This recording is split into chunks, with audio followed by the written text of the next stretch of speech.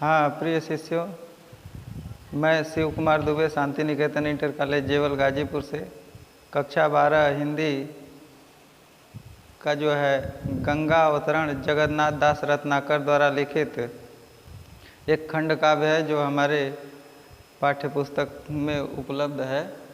और इसका जो है आप लोगों को पृष्ठभूमि बता दें कि गंगा जी का धरती पर अवतरण किस कारण से हुआ। इक्ष्वाकु वंशीय राजा लोगों के क्रम में एक सगर नाम के राजा हुए और उनके 60,000 पुत्र थे। और उनके 60,000 पुत्रों में कुछ ऐसे पुत्र थे जिनके नियंत्रण में अन्य उनके भाई जो थे 60,000 के वो थे। और ये लोग प्रजा को बड़ा कष्ट दिया करते थे, जिसके कारण से इनके अंदर अहंकार था। और ये लोग जो है अपने अहंकार से वशीभूत होकर के एक बार उनके पिता राजा सगर ने जो है अश्वमेध यज्ञ किया। उसमें अश्वमेध यज्ञ में यज्ञ का घोड़ा छोड़ा गया और उस घोड़े को कपिल मुनि के आश्रम में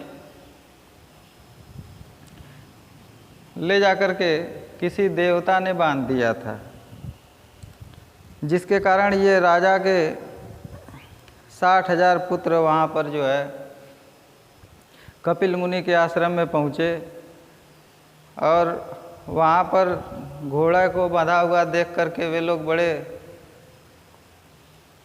उग्र और अपमानजनक शब्दों में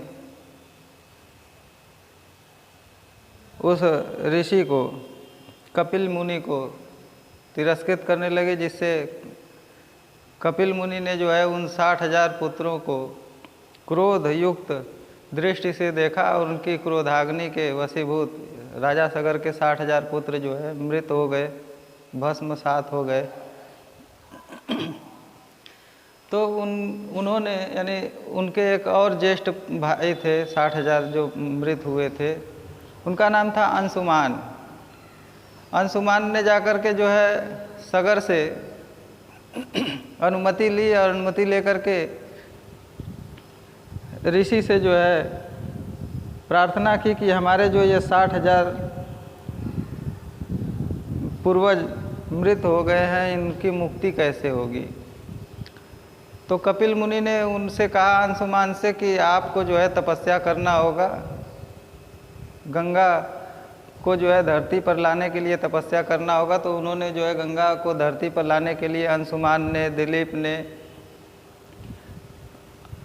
तपस्या किया और अंत में भगीरथ ने जो है तपस्या किया। इक्ष्वाकु वंश के राजाओं में ही थे भगीरथ।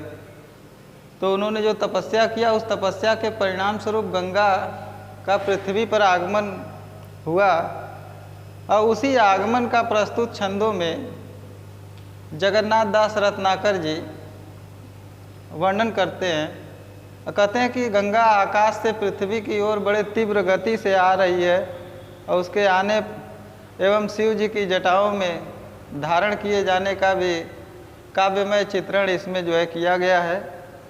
तो हम लोग गंगा अवतरण जगन्नाथ दास रत्नाकर जी का देखते हैं। लिखते हैं, निकसी कमंडल तय ओमंडे नभ मंडल खंडति, धाईदार अपार वेग सौ वायु विहंडति, भयो घोर यति शब्द धमक सौ त्रिभुवन तरजे, महामेघ मिलि मनहु एक संगहि सब गरजे।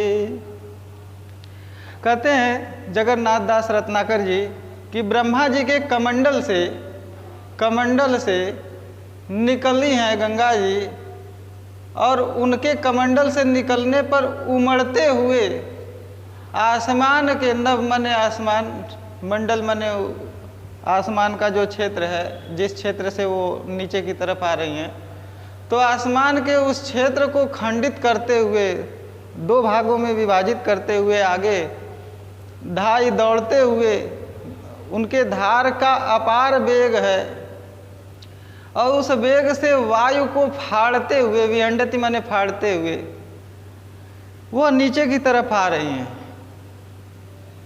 और आगे कहते हैं कि उनके नीचे की तरफ आने की क्रिया से भयानक शब्द, अति भयानक घोर शब्द उत्पन्न हुआ। उनके धमक यानी उस शब्द धमक का, उनके आने की लहरों की धमक इतनी भयानक ध्वनि से उत्पन्न हुई मानो वह तीनों भुवनों, इसमें इस शब्द में देखिए त्रिभुवन है, इसमें द्विगु समास है, द्विगु समास त्रय भुवना नाम समाहार। तो कहते हैं कि उनका यानी भयो घोर अति शब्द धमक, धमक वाला अत्यधिक घोर शब्द हुआ, जिससे तीनों लोग जो है व्याकुल हो गए। और कहते हैं कि ये शब्द धमक वाला इतना भयानक था कि मानव, मनव माने मानव, उत्प्रेक्षा अलंकार है, ध्यान दीजिएगा इसमें। कहते हैं कि महामेघ मिली। महामेघ किसको कहते हैं? महामेघ जब प्रलय काल में मेघों के प्रवर्तक सावर्तक के द्वारा महामेघों का आवाहन किया जाता है तो वो एक साथ आकर के भयंकर गर्जना करते हैं। तो उसी भयंकर गर्जना को कहते हैं कि मनहु मिली महामेघ। महामेघ मिल करके मानो एक साथ सभी गर्जना कर रहे हैं, ऐसा अत्यधिक भयानक धमक का शब्द उत्पन्न होता है। आगे चलते हैं।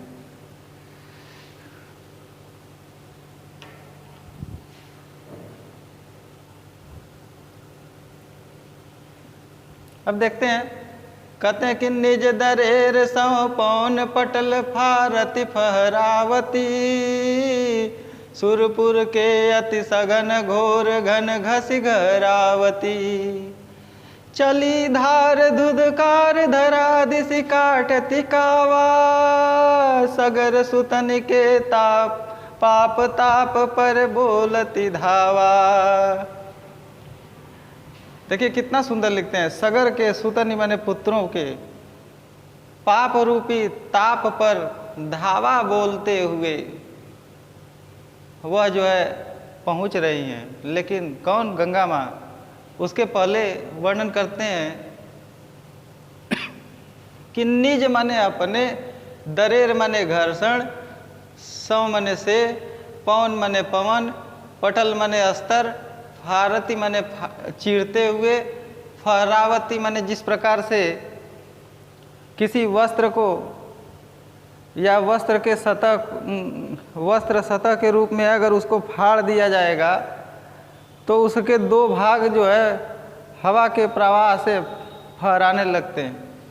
तो यहाँ पर कहते हैं कि गंगा माँ अपने घर्षण से वायु के परतों को फाड़ते हुए और फहराते हुए सूर्य माने देवताओं माने पूर्व माने नगरी यानी देवताओं के नगरी के अति सघन घोर घन घसी घरावती यानी स्वर्ग लोक के अति सघन घोर घनघोर छाए हुए बादलों को घर्षण करते हुए, घरघराहट की आवाज़ करते हुए आगे बढ़ती हैं।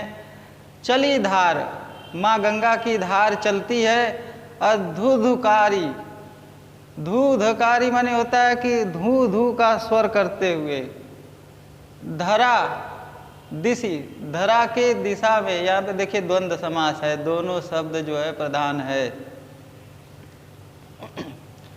तो कहते हैं चली धार धूधकारी धरा दिशि, धरा की दिशा में यानी धरती की दिशा में धू धू का ध्वनि करते हुए प्रबल वेग से चलती हैं। और काटती कावा, चक्कर काटते हुए। कावा माने होता है चक्कर, यानी वो जब चलती हैं उसकी माँ गंगा की लहर ऊपर से चलती है नीचे धरती की दिशा की तरफ, धरा दिशि माने धरती की दिशा की तरफ चलती हैं, तो वो चक्कर काटते हुए चलते हुए नीचे आती हैं।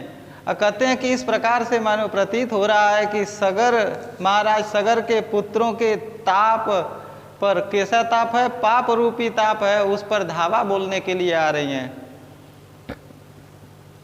आगे कहते हैं कि स्वाति घटा घराती, स्वाति घटा घराती मुक्ति पानिप सौ पूरी, कौधो आवती झुकती शुभ्र आभा रुचिरूरी, मीन मकल जल व्यालिनी की चल चिलक सुहाई, सो जनु चपला चमचमाती चंचल छवि छाई।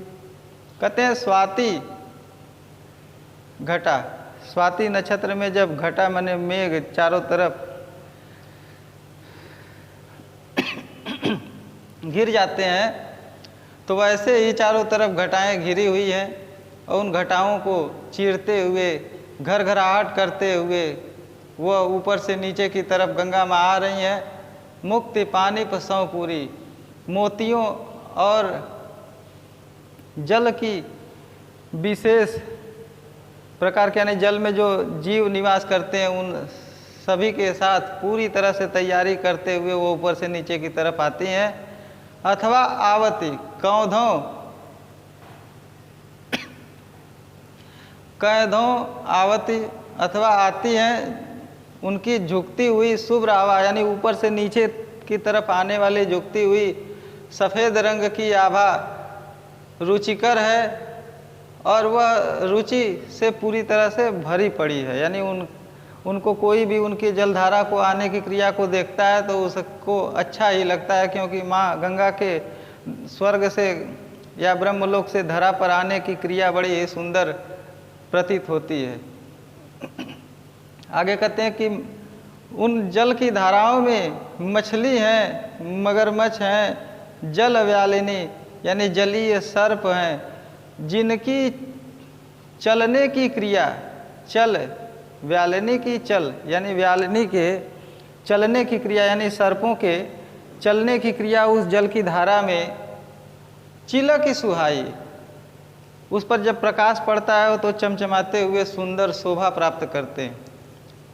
कहते हैं सो जनु, उस समय जानो कि चपला चमचमाती, चपला माने जो मेघों में से उत्पन्न होने वाली बिजली विद्युत तरंगे होती है उनके लिए कहा गया है। कहते हैं कि मानो मेघ में, स्वाति घटा के मेघों से चपला चमचमाते हुए चंचल क्रिया करते हुए, चंचलता की क्रिया करते हुए जिस प्रकार चमक उठती है उसकी चमक चारों ओर व्याप्त हो जाती है, वैसे ही गंगा जी के जलधारा में मछलियाँ, मगरमच्छ और जल व्यालिनों की छाया बड़ी चंचलता उनके जल की धारा में उत्पन्न करती हैं, जिसकी छवि बड़ी ही सुंदर सर्वत्र छाई हुई है।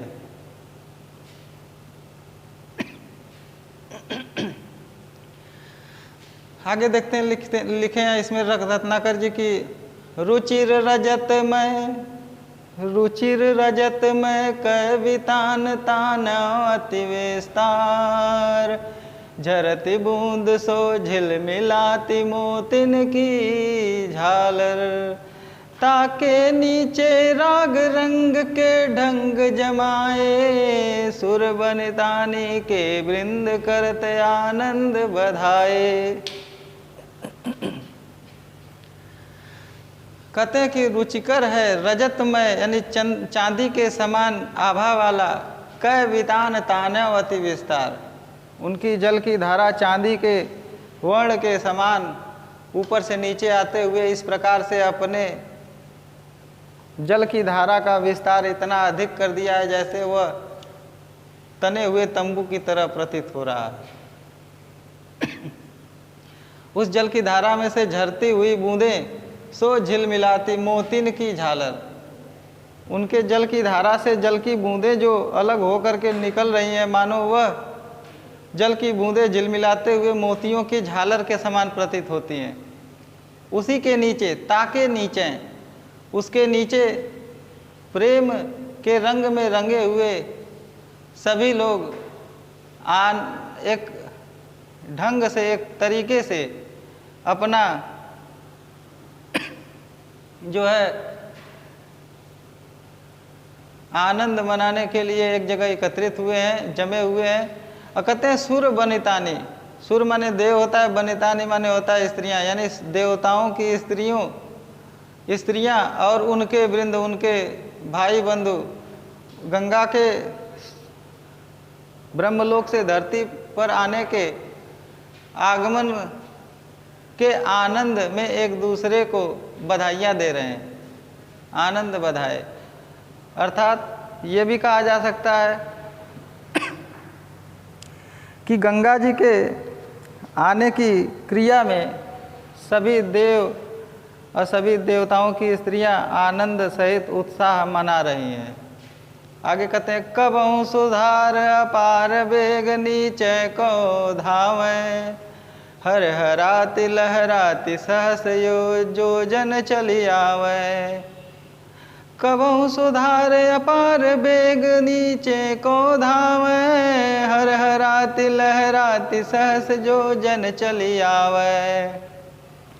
मनु विधि चतुर किसान पौन, मन विधि चतुर किसान पौन, निज मन को पावत, पुण्य खेत उत्पन्न हीर की राशि उसावत।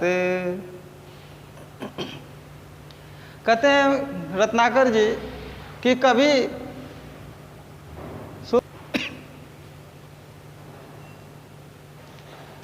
रत्नाकर जी कहते हैं कि कभी सुंदर धारा से युक्त गंगा के अपार वेग नीचे की तरफ दौड़ते हुए आ रहे हैं, हरहराते हुए लहराते हुए हजारों जो योजन की दूरी चलते हुए आते हैं।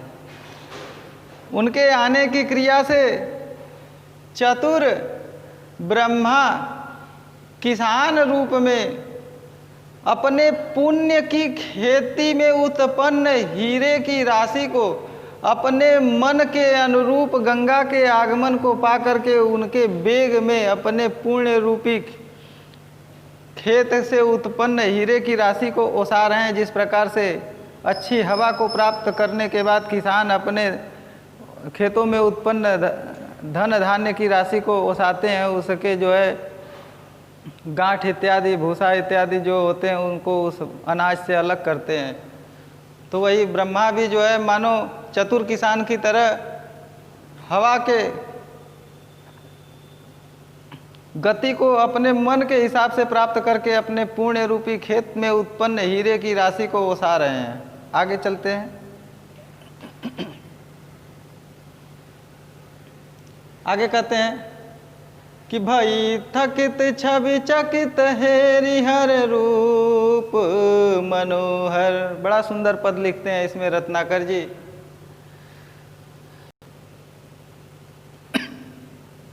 क्षमा कीजिएगा, ये ऊपर का पद छूट गया था, तो इसको देखते हैं। इह विधि धावत धसति ढरति ढरकत सुख देनी, मनहु संवारति शुभ सुरपुर की सुगम निषेणी।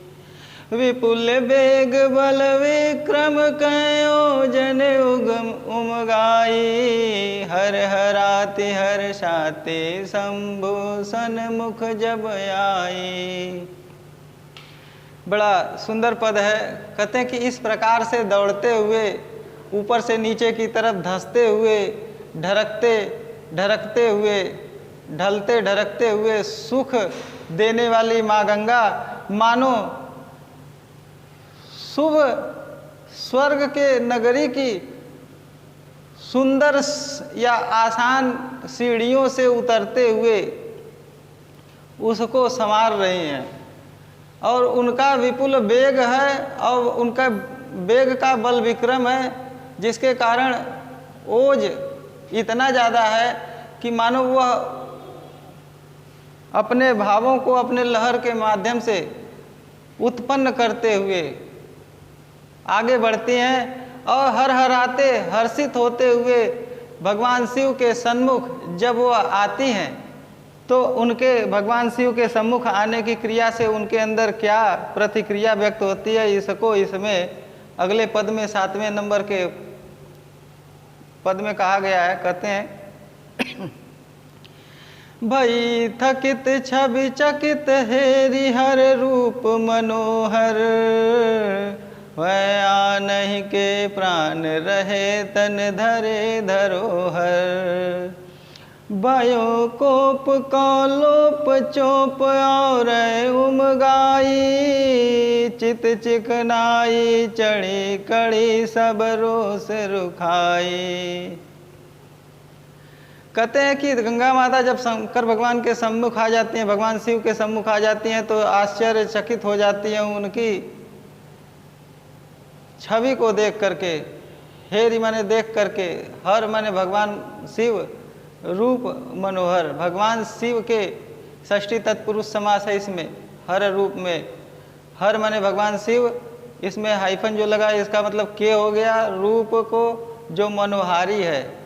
हेरि माने देख करके चकित होती हैं, आश्चर्यचकित होती हैं, उनकी छवि उनके थकित हुई अवस्था को दूर कर देता है। अब इसको समझते हैं एक लाइन में, एक पद में। माँ गंगा उतने लंबे सफ़र को तय करते हुए जब भगवान शंकर के सम्मुख आ जाती हैं, तो हर के मनोहारी रूप को देख करके आश्चर्यचकित होती हैं, और उनका मनोहारी छवि वाला, उनके मनोहारी रूप की जो छवि है, उससे जो उनकी भई थकित, यानी जो वो थक गई हैं, उनकी थकान को दूर कर देता है। वह आनि के प्राण रहे तन धरे धरोहर। मानो भगवान शिव के सम्मुख आने पर उनके प्राण जो है धरोहर के रूप में उनके सन्मुख उपस्थित होते हैं। किसके? गंगा माँ इतने थके हुए अवस्था में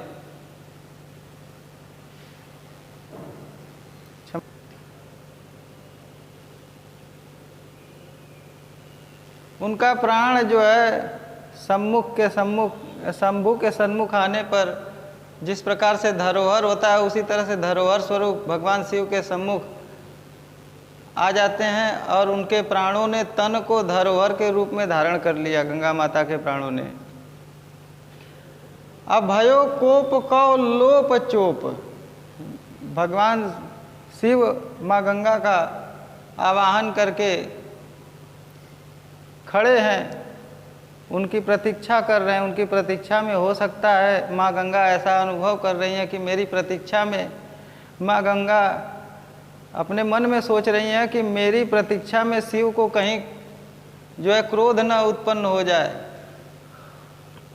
अगर हो जाएगा तो फिर बड़ा समस्या हो जाएगा। इसीलिए आगे कहते हैं कि भयो कोप कौ लोप, भगवान शिव के अंदर जो कोप उत्पन्न हुआ उसका लोप हो गया गंगा के सम्मुख आते ही। अचोप और उमगाई, और उनकी शांत चित्त अवस्था उनके अंदर उमंग भर देती है। किसके अंदर? भगवान शिव के अंदर। और माँ गंगा भी उनके शांत और सौम्य रूप को देख करके प्रसन्नता से हर्षित हो जाती हैं। कहते हैं चित्त चिकनाई चढ़ी कढ़ी सब रोष रुखाई। और चित्त में जो क्रोध इत्यादि अन्य भावनाओं का जो स्नेह चिकनापन था, वह सब कड़ापन या उसका दोष जो है, सब रोष जो है रुखाई, यानी रोष और रूखापन सब जो है दूर हो गया एक दूसरे के सम्मुख आने के बाद। आगे और अंतिम पद है ये, कहते हैं कि कृपा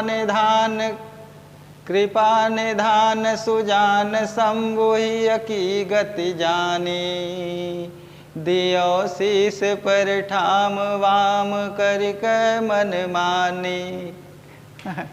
यहाँ पे बड़ा सुंदर पद लिखते हैं रत्नाकर जी कि गंगा जी जब सम्मुख आ गई भगवान शिव के, तो अपने वाम अंग कही जाने वाली पार्वती जी से बिना पूछे ही गंगा को अपने सिर पर स्थान दे दिया। यहीं पर इसलिए लिखते हैं कि कर के मनमानी, यानी मनमानी करते हैं भगवान शिव पार्वती जी से, उनसे पूछते भी नहीं है। जबकि पाणिग्रह संस्कार के समय एक वचन होता है कि आप जो भी कोई कार्य करेंगे वह मुझसे राय विमर्श ले करके करेंगे। लेकिन भगवान शिव लोक हित में, संसार के हित में आज के दिन अर्थात गंगा को स्थान देने वाले समय पार्वती जी से पूछते भी नहीं है, उनको सबसे उच्च स्थान देते हैं, अपने सिर पर धारण करते हैं। यही चीज़ इसमें कहते हैं कृपा निधान, कृपा के सागर, सुजान, सुंदर हृदय वाले शंभु भगवान शिव ही की गति जानी, गंगा के हृदय की गति को जान करके दियो शीश पर ठाम, अपने सिर पर स्थान दिया और वाम करी, अपने वामांगी माता पार्वती से कह के मनमानी, करी कह मनमानी, यानी मनमानी करके उनसे बिना राय विमर्श लिए ही उनको शीश पर स्थान दिया।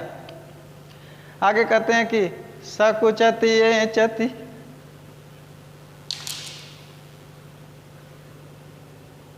चला ठीक होगा। देखते हैं, कहते हैं कि सकुचति चति अंग गंग सुख संग ल जानी, जटा जूट हिमकूट सगन बन सिमटि समानी। संकुचित होते हुए, अपने आप को जो है कुछ लज्जा का अनुभव करते हुए, अपने अंगों को गंगा माता जो है सिमेटते हुए सुखपूर्वक और लज्जा के साथ जटा जूट में हिमकूट के समान, यानी बर्फ के राशि के समान सघन बनी हुई जटाजूट में सिमट समानी, सिमट करके समा जाती हैं। यह इसका अर्थ यहीं पे गंगा अवतरण का समाप्त होता है। और अगले भाग में हम लोग फिर मिलेंगे और अगला नया चैप्टर शुरू होगा। तब तक के लिए धन्यवाद।